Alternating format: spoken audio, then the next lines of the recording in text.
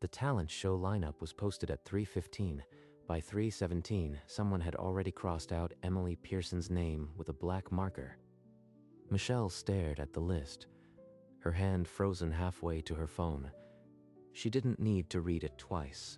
Backstage, Barbara Vance leaned against a costume rack, arms crossed, while Carol Mitchell hovered beside her, whispering. A parent volunteer near the stage door saw Michelle's expression and took a step back. Is there a problem, Michelle? The lineup is final. PTA decisions aren't up for debate. We follow the rule book. It's not personal. Then show me the rule. The written rule that says my daughter can't perform. The silence that followed told Michelle everything she needed to know. There was no rule. There never had been. Mom, it's not fair. I practiced every night. I'm going to find out exactly what they're hiding. I promise. 2 nights later, the PTA convened in the school auditorium. The agenda item, talent show disqualifications, sat at the bottom, surrounded by hollow pleasantries. I am asking again, please produce the written rule that disqualified my daughter. If it exists, I'll accept it. The committee deliberated in good faith. This constant questioning is disruptive. Rules evolve. Just because it wasn't in last year's binder doesn't mean it's not valid now. Around the room, parents stared at their laps. Not one of them looked up. Not one of them spoke. Afterward, Frank Henderson caught her elbow in the hallway and pulled her aside. You are not imagining it. The real rot is in the booster accounts. The numbers don't add up. Booster accounts. Deeper than one rule. If the finances are crooked, the records will show it. The next morning, she filed a formal records request with the district.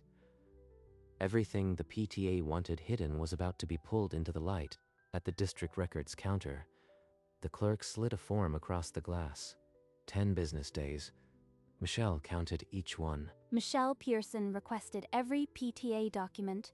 She thinks she's found a loophole. That same afternoon, Barbara's daughter cornered Emily in the hallway and knocked her music folder to the floor. Why do they hate me? I just wanted to sing. The next day, a thick envelope from the district office arrived. Inside, meeting minutes and bylaws. The financial records were conspicuously absent. There's no rule in here about talent show selection. They made it up after the meeting. Among the photocopied pages, a sticky note. Selection criteria, TBD. No date, no approval. She realized the rule had been fabricated after she complained. But that alone wouldn't expose the real rot. The booster finances are where the real secret lies. I need those numbers. She set her jaw and typed a second email to the district. Release the booster fund ledgers, all of them. The booster fund ledgers arrived on a Thursday morning.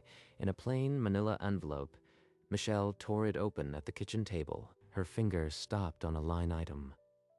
Leadership Retreat, Mountain Spa Resort. The amount, $4,200. $4,000 for a spa? That's not a booster expense. That's a vacation. She called Frank Henderson. They met in the vacant PTA office that evening. The door locked. Look at this. Barbara signed off on every one. And the consulting fee? That goes to Vance Consulting, her husband's LLC. They've been laundering booster money through fake vendors and leadership retreats. Hunched over the desk, they highlighted 15 suspicious transactions totaling over $47,000. This isn't just about Emily anymore. This is criminal. By midnight, she had assembled a binder, the fabricated rule, the missing minutes, and the financial proof. Tomorrow, I'll go to the board. No more phone calls. I am walking in with everything. Michelle called Dr. Patricia Reynolds at 7 a.m. to request an emergency board session. She had the binder ready. If they try to destroy evidence before the hearing, I'll need the original district files. Within hours, Barbara learned that Michelle had the financial records and was going to the board. Carol, bring the file box from the back room. Some records shouldn't exist. In the PTA office, the shredder ran until the cartridge was full. Barbara watched, jaw tight. The letter from Barbara's attorney was blunt. Stop all statements about PTA finances or face legal action. They're scared. That letter only confirms they're hiding something. The board scheduled a special hearing for Monday evening. Dr. Reynolds promised a fair review of all evidence. We'll make sure she looks like a vindictive troublemaker by then. 3 days until the hearing. Everyone will see what they've been hiding. The boardroom fell silent as Michelle placed the binder on the table. Every eye followed her finger to the highlighted figures. The PTA bylaws contain no rule about talent show selection. This disqualification was invented to clear the stage for Barbara's daughter. This is a witch hunt. The retreat receipts were for approved leadership training, not a vacation. Mrs. Vance, can you provide invoices or minutes approving these leadership expenses? I've been a volunteer for years. I've never seen a single invoice for those retreats. Not once. Michelle slid the spa receipt across the table. Mountain Spa Resort, Leadership Retreat. No agenda, no training materials. Board members, you know me. I've sacrificed years for this school. Don't let one disgruntled parent smear me. The board will order a preliminary review of PTA accounts. If irregularities are found, we'll escalate to a full audit. Barbara's jaw locked. A preliminary review could be buried, but it also meant she wasn't free of scrutiny. It's not enough, but it's a start. Now they have to look. The preliminary auditor, Harold Simmons, found the PTA files disorganized and critical receipts missing. He requested backup documents that no longer existed. Tell every committee chair to distance themselves from Michelle Pearson. She's toxic. Within days, parents who once nodded politely now looked away. Even the crossing guard stopped waving in the parking lot. Michelle found a deep key scratch along her driver's door. No note, no witness. Mom, they tore the wings off my stage costume. It was hanging in the art room. They're going after my little girl. This has to stop. That night, her boss called. A major client was uncomfortable, and Michelle's position had become a liability. Michelle, don't let them win. The auditor just needs one more file to connect everything. Frank, I can't lose my job. I can't let Emily get hurt again. Maybe I should just stop. Harold Simmons requested digital archives from the district. If they existed, they would prove the fraud. Michelle, you are not alone. The auditor just needs digital proof. One email, and this whole house of cards collapses. That night, Michelle sat in her kitchen, the cease and desist letter in one hand, staring at the key scratch on her car outside. In the district archive, Harold Simmons opened an email thread. Subject: budget allocation. Move the remaining balance to Vance Consulting before the audit. If Barbara goes down, I go down with her. This isn't worth it. Simmons forwarded the email chain to Michelle, CCing Dr. Reynolds. The message was clear. Barbara had ordered the cover-up. This is the smoking gun. Barbara's own words. Frank, the auditor found a direct order from Barbara to launder money. She told Carol to hide the money in Vance Consulting. That's it. Forward it to the board right now. Don't give her time to spin it. Michelle clicked forward and attached the email chain to Dr. Reynolds and the board clerk. Less than 1 minute later, her phone rang. Harold Simmons called an emergency meeting with the board. The preliminary review was over. A full independent audit began at sunrise. Dr. Reynolds called the board into closed session at 10 p.m. The auditor's email lay on the table, printed and highlighted. Mrs. Vance, this email instructs Carol Mitchell to move booster funds. How do you explain it? I'll resign as PTA president tonight, quietly. In exchange, Mrs. Pearson drops her accusations. Number, I won't let you walk away with a secret resignation. I demand a full public audit. The board members shuffled. One suggested handling it internally to avoid damaging the school's reputation. This is fraud, not a PR problem. The district must be transparent or parents will never trust us again. You'll regret dragging this into the open, Dr. Reynolds. My attorney says this will backfire. The board voted 6-1. Harold Simmons was granted full access. The independent audit began immediately. Finally, the truth is sealed in binders, not whispers. At dawn, the auditor's team arrived at the PTA office. Boxes were tagged, bank statements subpoenaed. Barbara leaked a story to a local blog. Disgruntled mother threatens PTA over imagined slights. An anonymous post on the school forum called Emily a privileged brat who can't take no for an answer. Emily came home and locked herself in her room, refusing to come out for dinner. That evening, her boss called with an ultimatum: drop the PTA fight or lose her job. Mom, maybe we should just move.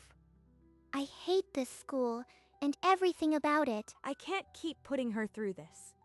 But if I stop, they win forever. Late that night, Carol Mitchell appeared at Michelle's door, clutching a manila envelope. I can't let Barbara destroy me too. Here are the original invoices she altered. They're all fake. Falsified invoices with Barbara's signature. This is proof of every dollar they stole. Harold Simmons added the new file to his evidence lockbox. The audit now had everything it needed. Michelle walked into Dr. Reynolds' office at 8 a.m. and placed the file of forged invoices on her desk. These invoices directly contradict every expense report Barbara submitted. This is the final piece. Word reached Barbara within the hour.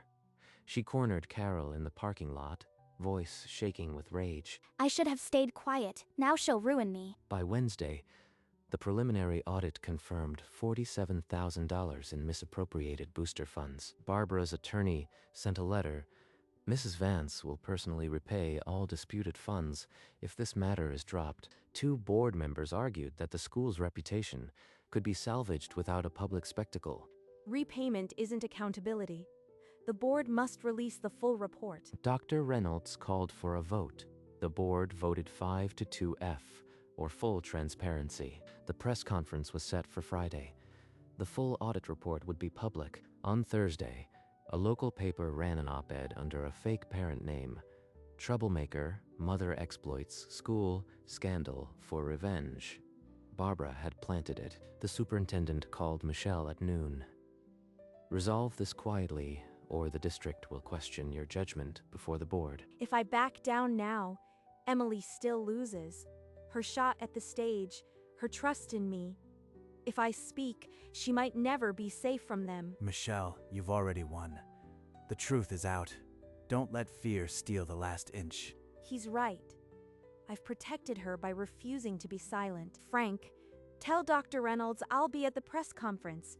I am not hiding. Barbara slammed her laptop shut. The settlement offer was gone. Mom, whatever happens tomorrow, I am proud of you. We've come so far. One more morning and the truth will be out. Friday, 9 a.m. The school library was packed with parents and press.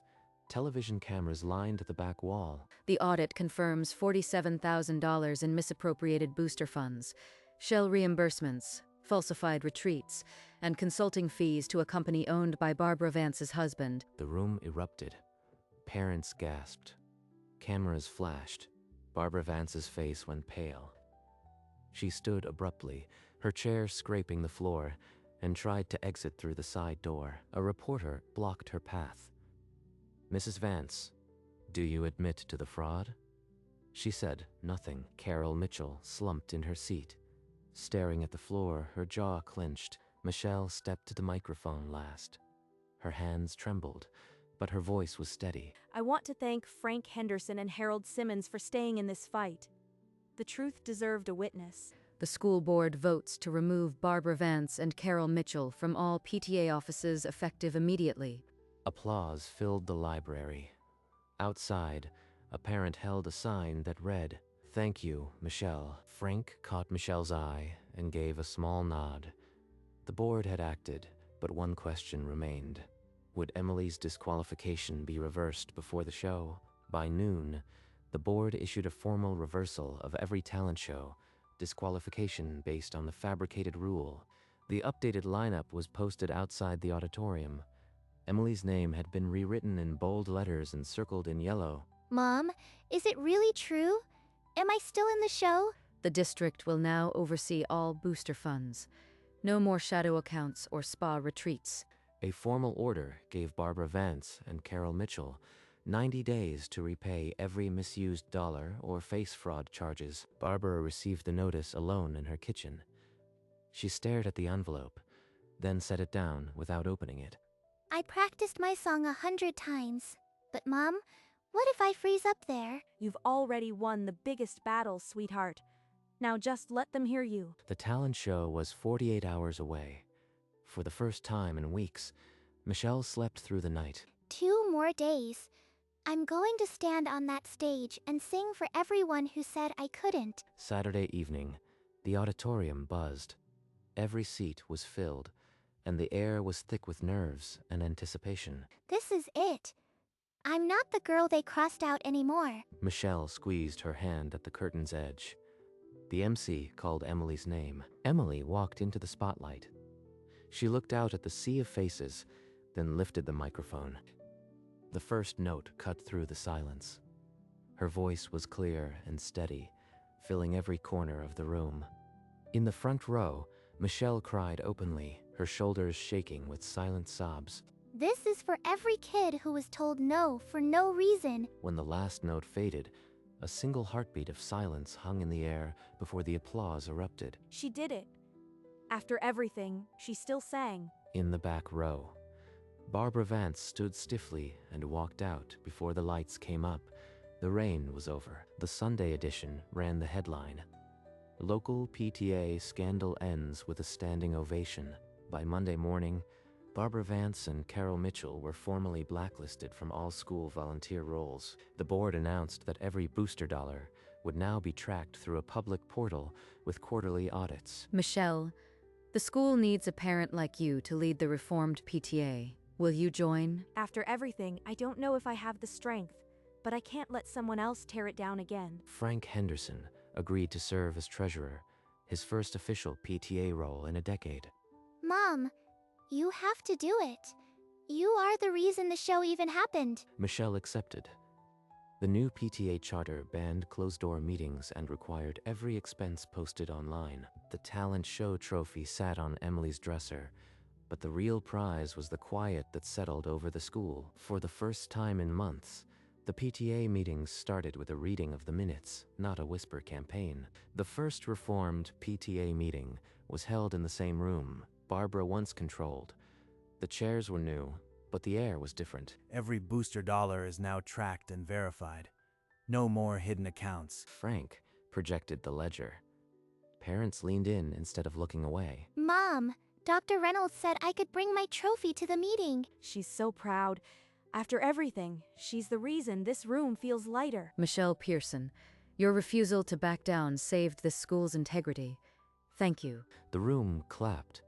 Not polite applause, but genuine gratitude. This isn't just my victory. It belongs to every parent who believed in transparency. After the meeting, Emily and Michelle walked out into the evening, the school's flag snapping in a warm breeze. Some battles end with noise.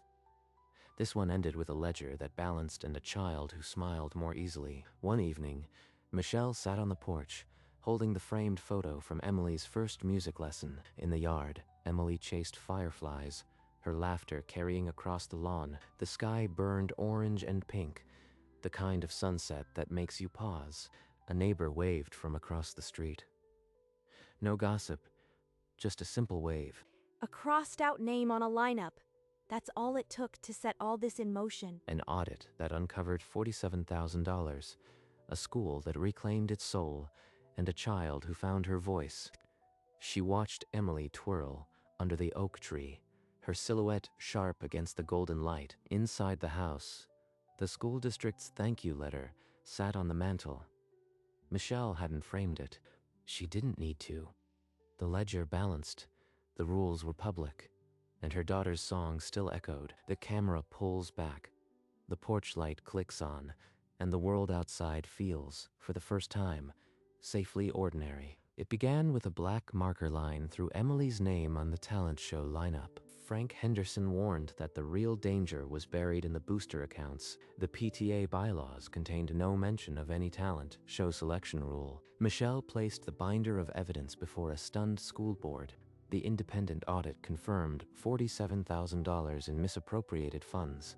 Emily walked onto the stage and sang for everyone who had told her no. The school, once divided, began to heal under new rules and open ledgers. On the porch, a framed photo caught the last light of a hard-won evening. The parking lot was quiet now.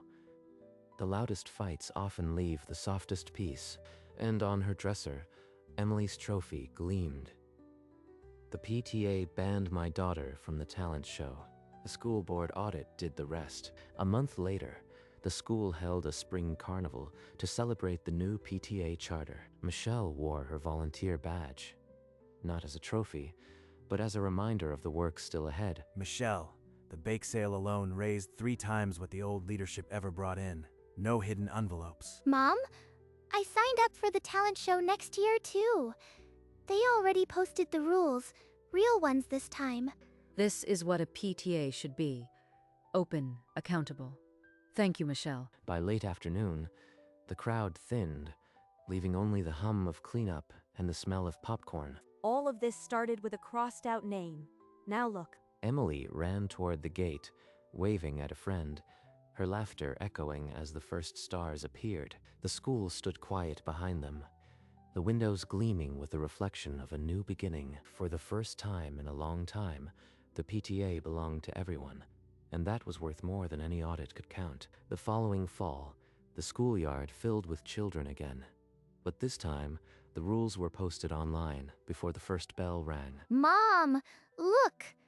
The talent show signups are already full, and they published the judging criteria on the website. Michelle squeezed her daughter's shoulder, feeling the weight of a promise kept. The PTA budget meeting is at 6. I've already got the receipts uploaded. Parents walked into the school, not with suspicion, but with coffee and homemade cookies for the new volunteer welcome. They'll never know how close it came to staying broken. Emily ran ahead, her backpack bouncing, a small girl with a voice that once silenced an auditorium. The trophy on her dresser caught the afternoon sun, a glint of gold against the wall. Outside, the carpool line moved steadily, and for once no one honked in anger. Some fights don't end with a gavel. They end with a child who isn't afraid to sing. That winter, Michelle found the crossed-out lineup sheet tucked inside a photo album.